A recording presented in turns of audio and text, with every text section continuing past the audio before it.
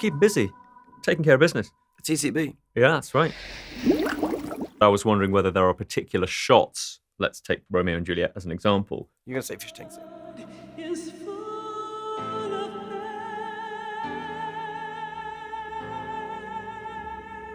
Well, that is a great scene, and I love how you solved it with the neon lights and all that stuff. Love that. But to me, there must be shots where you went, that was a good day. The candles in the church, the neon crosses. Are there particular shots that you're especially proud of? No. But I'm not proud of shots. Oh, no. No, never think like that. But there are only about, it's funny you bring it up, there are only about 2 or 3 days in my whole film career where I kind of remember being on the set at peace. Ah. And that was one of them. My love. My wife. Death that hath sucked the honey of thy breath hath had no power yet upon thy beauty. You could be shooting in the Sistine Chapel or on the edge of the Grand Canyon and not take in the scenery because you're so completely absorbed in the act of trying to get a shot. And it isn't really the shot. It's, is the actor, the weather, this, that, the politics, faster, quicker, all that. And action! However, when I was in Mexico, it was such a romantic shoot. And that was a real church. And I was with Leonardo only at my birthday the other day. Tempt not a desperate man!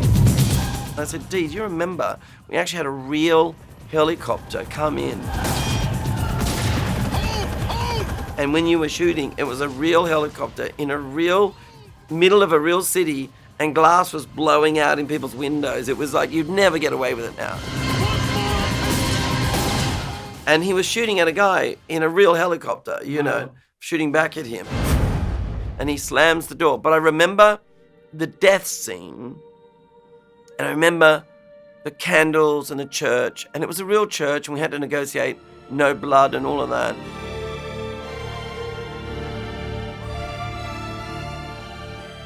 And it was nighttime shoot, and I had a big jacket on, and it was just them, because it was a death scene and one camera. And it was so spiritually peaceful. Dateless bargain to engrossing death. I really went, I like this. Yeah. I like being here. I might be enjoying myself.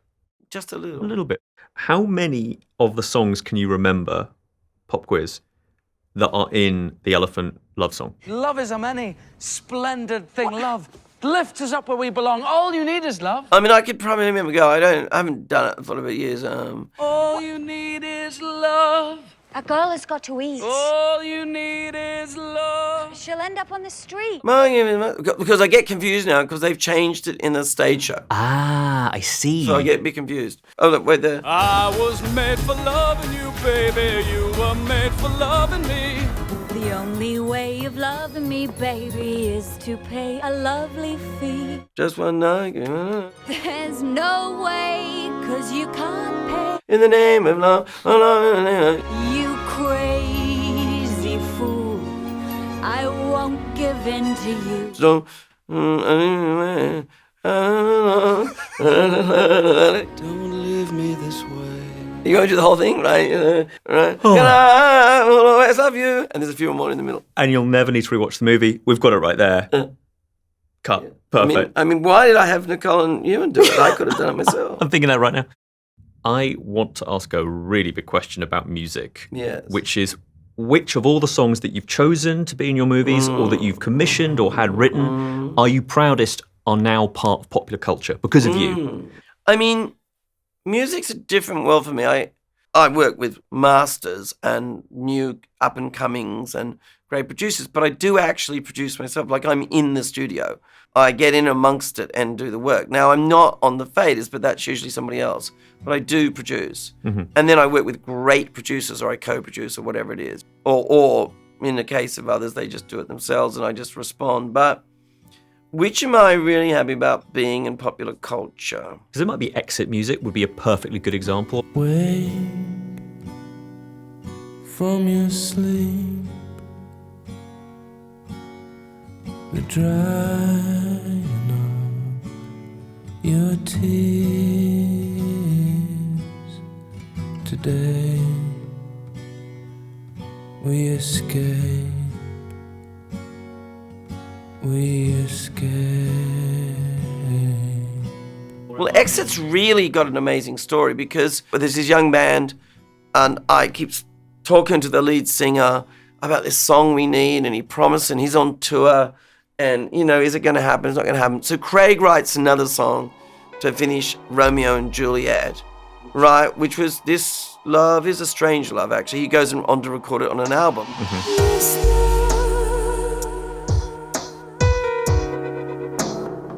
This love is a strange love. It's a beautiful song, but I wanted a particular kind of track. Right at the end, we've got the mix done.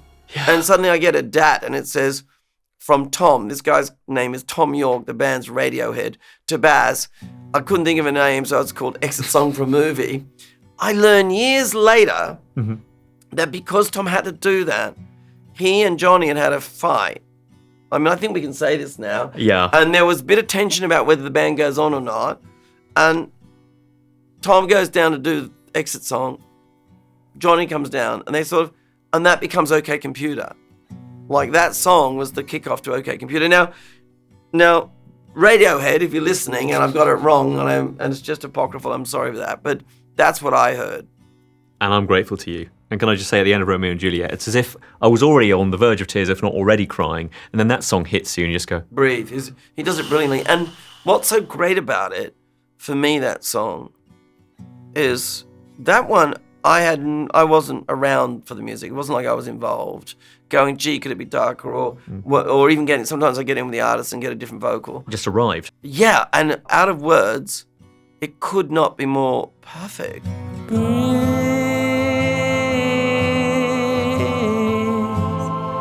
Keep breathing. Don't lose your nerve.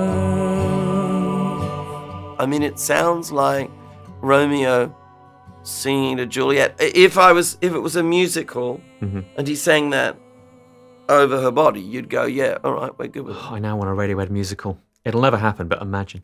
Well, they're young.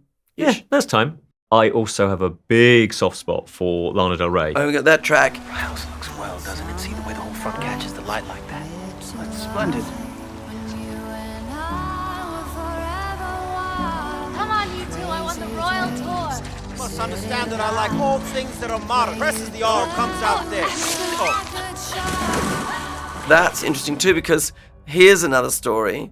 So I worked with Prince twice, right? This is what it sounds like when doves cry.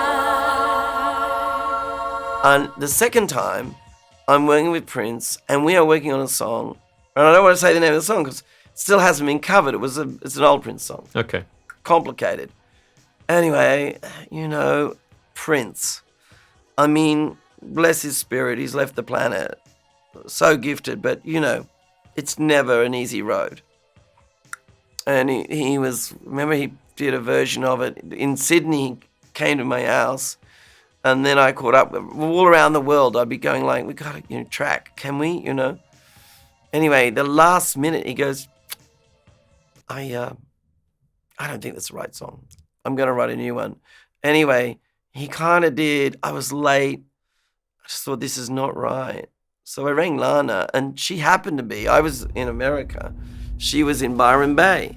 Oh. And I talked to her at the Roots Festival.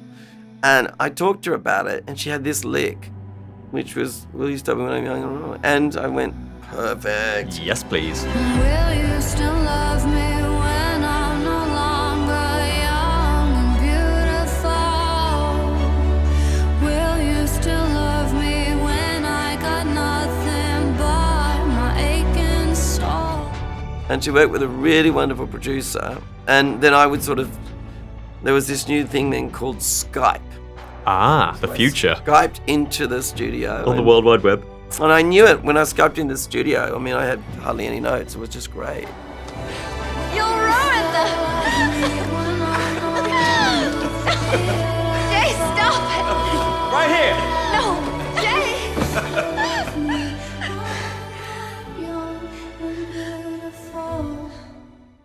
And that party sequence. Are you ready?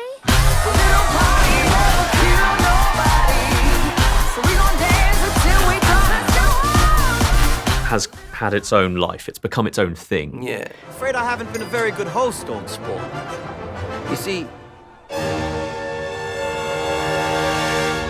I'm Gatsby. It's become like a super meme of Leo raising the little... Yeah, I mean, that was funny because Leo doing the I'm Gatsby moment right down the barrel. Straight very down. controversial. And Dio was really like, oh, Baz, really? And I was like, I know, but if you don't like it, look, if it's not playing, we'll do an alternate. Play me. the side of the box. Trust me, sort of thing. Anyway, we'd been shooting. It was a very fraught shoot. We were talking about it the other night. We had lots of problems, rain and Oh, the storm, yeah. storm, and, you know, there was stuff going on in life for all of us. It was really, really complicated. Anyway, he had to leave, and he was waiting to get on his plane, and he was in Australia. He had to do I'm Gatsby, the last line, I'm Gatsby. He might have done it 500 times. Like, I could not get him out of the studio. The funny thing is, with Dio, he will never stop. He always wants to do one more take. Interesting. He's got so many ideas. He's really awesome to work with like that. Anyway, turns around and he goes like, I'm Gatsby, I'm Gatsby, I'm Gatsby. One day I think I could string all the different ones together. Sorry, old sport, I thought you knew. But it had ruined the meme because it's become, I mean, even I see people just post it All the time. to everyone. It's people's birthday. Yeah, Out it comes. yeah. I know that's no way to encapsulate part of your career, but congrats on that. He's a young singer from Memphis, Tennessee. Give him a warm hayride welcome, Mr. Elvis Presley. I was wondering though with Elvis, where do you begin picking the songs? Because you've got a wealth. It was all about what key tentpole pieces of music told the story. And I wasn't telling a biography. I was using the life of Elvis Presley, and in fact the life of the Colonel Tom Parker. He was my destiny. Never a Colonel, never Tom, never a Parker, to sort of contrast this big exploration about America in the 50s, 60s, and 70s. Get a haircut, buttercup! In that moment, I watched that skinny boy transform into a superhero. Doesn't matter if you don't get that, right? I think the word biopic is often quite loaded because it implies that you're just going, here's the tome of their life. Bomph. Yeah, this happened, that happened, that happened, that happened. And the other thing is to really tell someone's life. I mean, it goes like, oh, you got it. Well, not really, because even a documentary, let's say it was 41 years long, the documentary, where do you put the camera? Yeah, it's The moment the camera's low, you're bad. The moment it's high, you're a hero, you know? Baz, it's been such a pleasure. And I really one day would like to commission that Romeo and Juliet flower shirt that Leo wears in the sun. Mwah! Well, actually, watch this space. Don't tease me.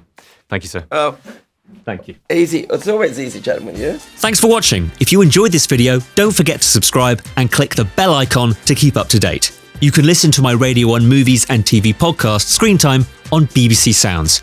And you can find these interviews in full on BBC iPlayer by searching Movies with Ali Plumb.